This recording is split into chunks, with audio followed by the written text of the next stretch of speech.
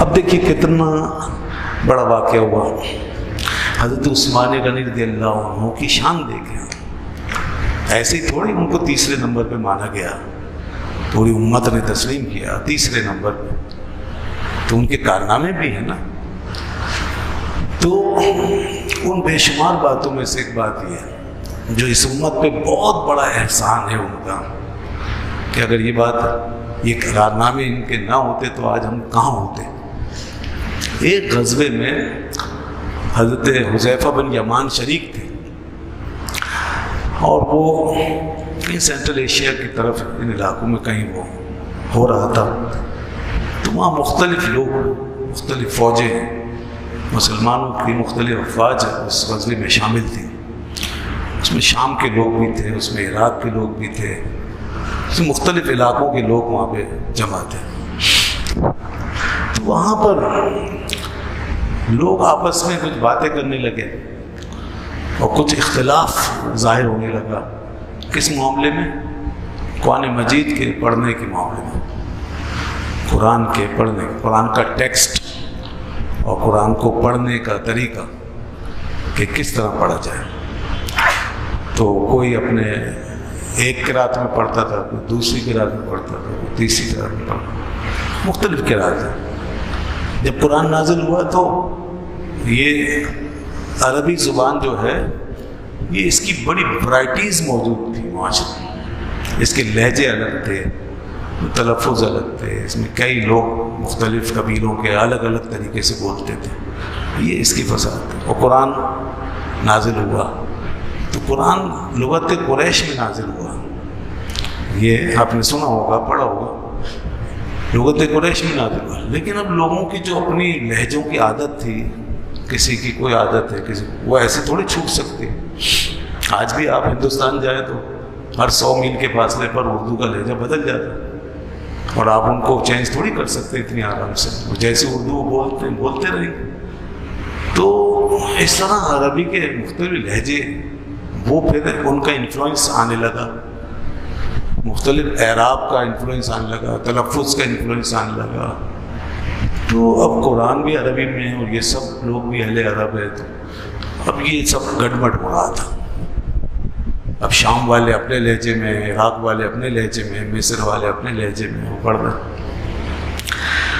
تو یہ چیز اب کھل کے سامنے آئی کب؟ حضرت عثمان غنی رضی اللہ عنہ کے زمانے میں، جب دین پھیلا نا، اسلام پھیل گیا، مختلف قومیں داخل ہو گئی اور انہوں نے قرآن پڑھنا شروع کیا. تو جب وہ سب جمع ہونے لگے تو حضرت حذیفہ کہتے ہیں میں نے دیکھا کہ بات یہاں تک پہنچ گئی کہ ایک شخص دوسرے شخص سے اختلاف کرنے لگا، بلکہ مخالفت کرنے لگا، اور اس کو وہ مسترد کرتا تھا اور اس کو رد کرتا تھا اور اس کی قرات کو نہیں مانتا تھا. یہ ذرا بند کر دیجیے، اس کو بند کر دیجیے. تو اس کی قرات کو نہیں مانتا تھا اور باقاعدہ ایک دوسرے کے خلاف سختی ہونے لگی اور انکار ہونے لگا.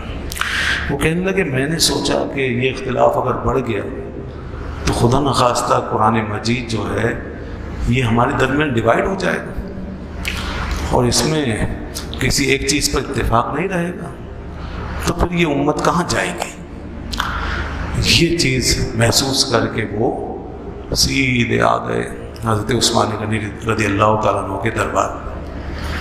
سیدنا حضرت عثمان غنی رضی اللہ عنہ کی خدمت میں حاضر ہوئے اور کہا امیر المومنین، میں نے یہ بات نوٹ کی ہے، اگر آپ اس سلسلے میں کوئی اقدام نہیں کریں گے اور لوگوں کو ان کے لہجوں پہ آزادی دے دیں گے اور وہ اپنی اپنی مرضی سے پڑھیں گے تو قرآن پاک میں تو اختلاف بڑھتا چلا جائے گا.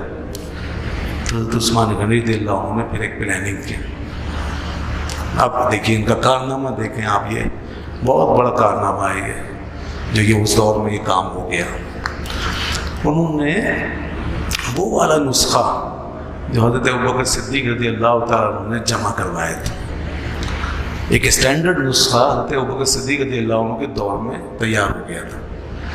نسخے تو بہت تھے، سب کے پاس تھے، قرآن صحیفے سب کے پاس تھے، سینوں میں بھی تھے. وہ بھی ایک ہسٹری ہے، تاریخ کا ایک حصہ ہے کہ صدیق اکبر رضی اللہ عنہ کتنے اہتمام سے وہ نسخہ جمع کروائے تھے، کیسی کیسی شہادتیں، کتنا اہتمام ہوا تھا، پورا ایک بورڈ بنا تھا. تو اس بورڈ کی نگرانی میں وہ نسخہ تیار ہوا. اس میں زید بن ثابت کو اس بورڈ کا چیئرمین بنایا تھا, یا زید بن ثابت. حضرت عمر رضی اللہ عنہ بھی اس بورڈ کا حصہ تھے, اور حضرت علی بھی تھے, اور سب لوگ تھے. تو اس طرح ایک ایسا نسخہ جس پہ سب کا اتفاق ہے, یہ اللہ کا کلام ہے. سرکاری طور پر اس کو انہوں نے کر لیا, جمع کر لیا. یہ حکومتوں سرکار کے کام ہوتے ہیں نا. دیکھیں نا, اب آج سیکولر قسم کے نعرے لگانے والے وہ ان کاموں سے کوئی تعلق نہیں رکھتے. وہ کہتے چھوڑ, جو ہو رہا ہونے دو, کوئی جو بھی کچھ کہہ رہا ہے کرنے دو, کوئی چیز غلط چھپ گئی چھپنے دو, کتابوں میں کچھ آگے آنے دو, نہیں پرواہ. جب شور مچتا ہے پھر ہوش میں آتے ہیں. لیکن اصل اسلام میں کیا ہے؟ اسلام میں یہ ہمارے لیے ضروری ہے, اور حاکموں کے لیے, حکمرانوں کے لیے ضروری ہے کہ دین کی بنیادوں کی بھی حفاظت کریں. یہ ماڈل اسی لیے ہمارے سامنے رکھا گیا. تو حضرت ابوبکر صدیق رضی اللہ عنہ نے یہ کام کیا کہ وہ نسخہ تیار کر کے حضرت حفصہ رضی اللہ عنہ کے پاس بھجوا دیا. ام المومنین سیدہ حفصہ رضی اللہ عنہ, ان کے پاس وہ نسخہ رکھا گیا. اب حضرت عثمان غنی رضی اللہ عنہ نے وہی نسخہ نکلوایا جس پر ان سے پہلے صحابہ کا اتفاق تھا. وہ نسخہ نکلوایا, وہ منگوا کے اس کے مطابق انہوں نے 6-7 نقول تیار کروائے. اس کی 6-7 نقلیں تیار کروائیں. اور حضرت زید بن ثابت, انہی کو جو اس بورڈ کے چیئرمین تھے, انہی کو اس کام پہ لگایا کہ آپ یہ تحریر کریں. کیونکہ حضرت زید بن ثابت کاتب ہیں, کاتب وحی بھی ہے. زید بن ثابت رضی اللہ عنہ بہت مشہور صحابی ہے. رسول اللہ صلی اللہ علیہ وسلم کی خدمت میں ان کو یہ اعزاز حاصل ہے کہ حضور نے ان کو خاص طور پہ پڑھنے لکھنے کے حوالے سے ان کی توجہ فرمائی تھی. وہ زبانیں بھی کئی جانتے تھے, کتابت بہترین کر سکتے تھے. تو اب انہوں نے کتابت کی. پھر یہ 7 نسخے تیار جب ہو گئے تو حضرت عثمان غنی رضی اللہ عنہ نے ان سب کو تمام بلاد اسلام میں پھیلا دیا, مختلف ملکوں میں پھیلا دیا. آج وہ ملک بن گئے. پہلے سب ہمارے ایک ہی جھنڈے کے نیچے تھے, تو انہوں نے پھیلا دیا. اور باقی جتنے نسخے لوگوں کے پاس تھے وہ سب منگوا لیے, اور کہا وہ سب یہاں خلافت میں, دربار خلافت میں جمع کرا دیں. تو وہ جمع ہو گئے. جو نسخے پھیلائے تھے 7 نسخے, اس میں سے ایک ابھی ترکی کے میوزیم میں موجود ہے, ابھی بھی موجود ہے. جی ہاں, یہ قرآن کی شان دیکھیں, دنیا کی کوئی کتاب کیا مقابلہ کرے گی, آج بھی موجود ہے. اور دوسرا یہاں پر بھی ہے, ازبکستان میں, ایک وہاں اس کی لائبریری میں موجود ہے ازبکستان میں. یہ مستند نسخے دونوں آج بھی محفوظ ہیں, اور وہ آج کے تمام نسخہ جات کے ساتھ ٹیلی کر کے اس کو دیکھیں, سیم, کوئی فرق نہیں. اتنا بھی فرق نہیں ہے کہ حضرت زید نے اگر کوئی لفظ الف کے ساتھ لکھا ہے تو آج تک الف کے ساتھ لکھا ہے. جیسے قالا ہے نا, لفظ قالا, کاف الف زبر قا, لام زبر لا, قالا, اس کے معنی کہا. قال اللہ, اللہ نے فرمایا.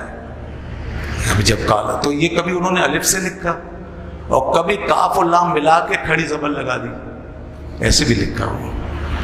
آج تک اسی طرح چھپ رہا ہے. جو انہوں نے الف سے لکھا وہ الف سے لکھا ہوا ہے, جو کھڑی زبر سے لکھا کھڑی زبر سے لکھا ہوا ہے.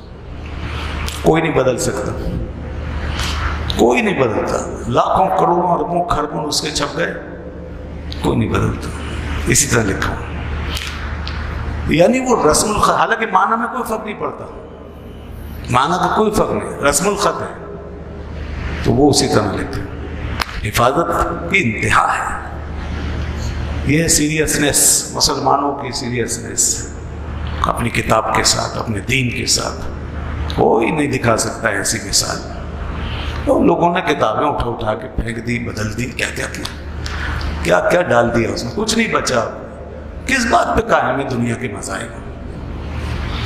کیا کمپیئر کریں گے ہم اسلام کا, کس سے کمپیئر کریں؟ کوئی کمپیریزن نہیں. اسلام بس واحد اللہ کا دین ہے جو محفوظ ہے.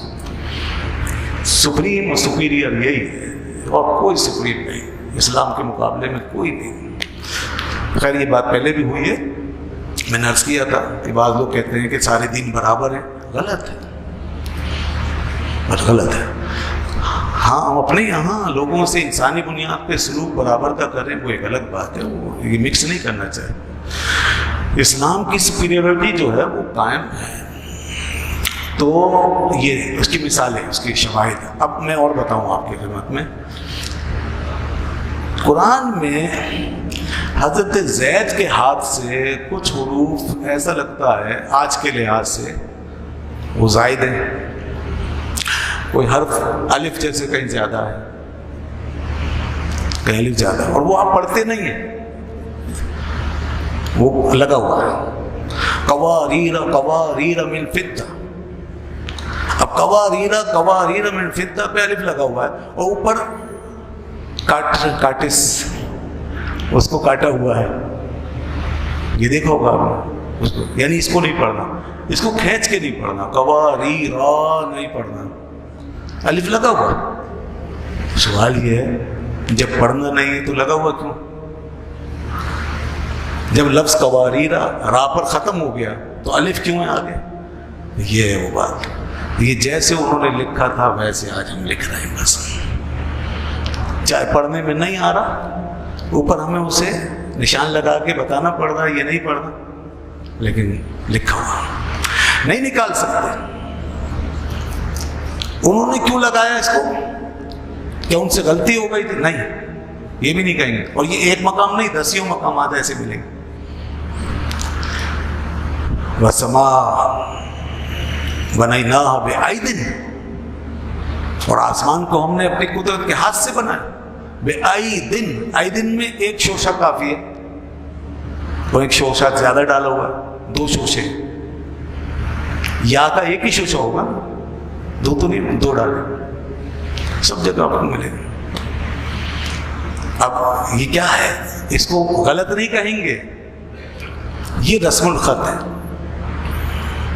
یہ اس زمانے کا رسم الخط ہے تو اس کے مطابق ہونا تحریر کیا. اب یہ رسم الخط ختم ہو گیا، اب دنیا میں اس کا چلن نہیں ہے. اب ایک ہی شوشہ پڑے گا یا کا. اب کوئی اپنی زبان میں کوئی حرف کوئی الف وغیرہ زیادہ نہیں ڈالتا، لیکن قرآن میں جہاں ہے وہاں ہے، رہے گا ایسے ہی رہے گا، اس کو کوئی نہیں بدل سکتا.